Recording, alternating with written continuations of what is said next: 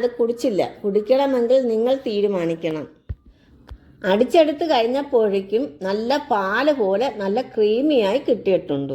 പിന്നെ നാരങ്ങാ വെള്ളവും പാലും എങ്ങനെ ശരിയാവും?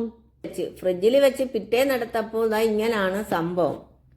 Hello friends, welcome to my channel. ഇന്ന് നമ്മൾ ചെയ്യാൻ പോകുന്നത് സോഷ്യൽ മീഡിയയിൽ വൈറലായ ഒരു നാരങ്ങാ വെള്ളം റെസിപ്പിയെക്കുറിച്ചാണ്.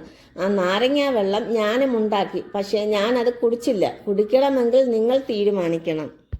കണ്ടിട്ടൊക്കെ കൊള്ളാം, തെറ്റും ശരിയും അറിയില്ല. അറിയാവുന്നവർ കമൻ്റായി പറഞ്ഞ് എഴുതിത്തരണം. ബാക്കിയുള്ളവർക്ക് പ്രയോജനമാകട്ടെ.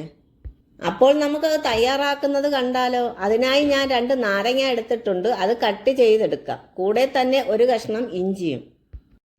നാരങ്ങ പിഴിഞ്ഞ് അരിച്ചെടുത്തിട്ടുണ്ട്. ഇഞ്ചി ചതച്ച് അതും അരിച്ചെടുത്തിട്ടുണ്ട്. അത് രണ്ടും കൂടെ മിക്സിയുടെ ജാറിലേക്ക് ഒഴിച്ചു കൊടുക്കാം. നാരങ്ങ വെള്ളം തയ്യാറാക്കുമ്പോൾ അതിൻ്റെ അരി കളഞ്ഞിട്ട് മിക്സിയുടെ ജാറിലോട്ട് അടിച്ചാൽ അത് കുറച്ച് സമയം കൂടി ഇരിക്കും, കയ്ക്കില്ല. ഇനി നമുക്ക് ഇതിൻ്റെ കൂടെ തന്നെ മധുരത്തിന് ആവശ്യമായ മിൽക്ക് മേഡും കൂടെ ഒഴിച്ചു കൊടുക്കാം. ഞാനിവിടെ ഒരു 3 സ്പൂണോളം ഒഴിച്ചു കൊടുക്കുന്നുണ്ട്. അതിൻ്റെ കൂടെ തന്നെ നല്ല തണുത്ത വെള്ളവും ഒഴിച്ചു കൊടുക്കുന്നുണ്ട്. തണുത്ത വെള്ളമാവുമ്പോൾ ഈ ചൂടിന് കുടിക്കാൻ നല്ല രസമായിരിക്കും. അടിച്ചെടുത്ത് കഴിഞ്ഞപ്പോഴേക്കും നല്ല പാല് പോലെ നല്ല ക്രീമിയായി കിട്ടിയിട്ടുണ്ട്.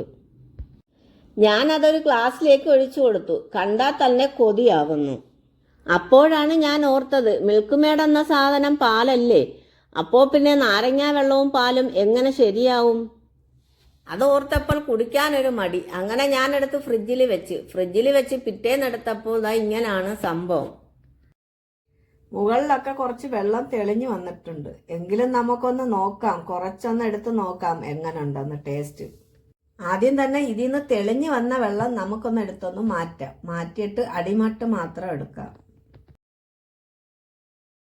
ഇനി ഇതൊന്ന് ടേസ്റ്റ് ചെയ്ത് നോക്കാം, എങ്ങനെയുണ്ടെന്ന് അറിയാമല്ലോ. നമ്മളെല്ലാം ലസ്സിയൊക്കെ കുടിക്കുന്നതിൻ്റെ ടേസ്റ്റ്.